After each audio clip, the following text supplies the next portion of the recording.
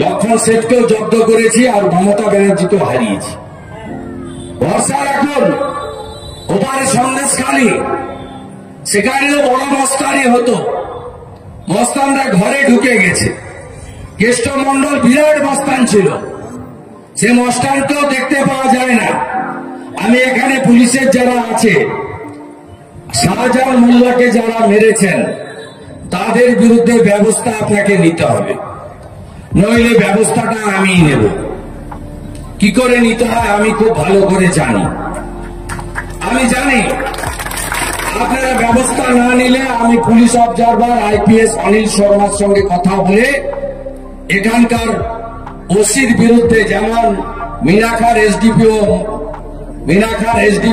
আমিনুল আর সুন্দরবনের এসপি কোটেশ্বর রাওকে আলমারির ভিতর ঢুকিয়ে দিয়েছে ইলেকশন কমিশন তালা চাবি লাগিয়ে। ভাবছেন পার পেয়ে যাবেন? আমি তো বলি যারা মিথ্যা মামলা করছেন না শপথ মোল্লাদের কথায়, আইওগুলোকে আমরা ছাড়বো না, বিজেপি সরকারে আসবে। আপনার এফআইআর আপনি ট্রিট করছেন, ফরওয়ার্ডিং করছেন আসামি ধরে ওদের কথায়, কেস ডায়েরি পাঠাচ্ছেন, পরে চার্জশিট দিচ্ছেন।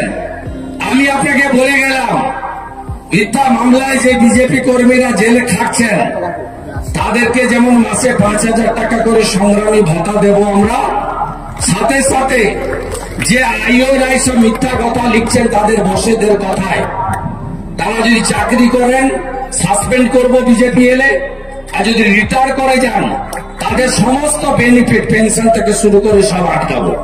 আমরা তালিকা করেছি এবং বিজেপি আসবে, আটকাতে আপনি পারবেন না, বিজেপি আসবে। গতবারেই থার্ড ওয়েভের করোনা না হলে 21 সালে আসতো গণনায় চুরি না করলে। আর এবারে দেখবেন, এবারে ভারতীয় জনতা পার্টি কত আসন জিতে 4 তারিখে দেখবেন। মোদীজিকে প্রধানমন্ত্রী হওয়া নিয়ে কারণ কোনো চিন্তা আছে?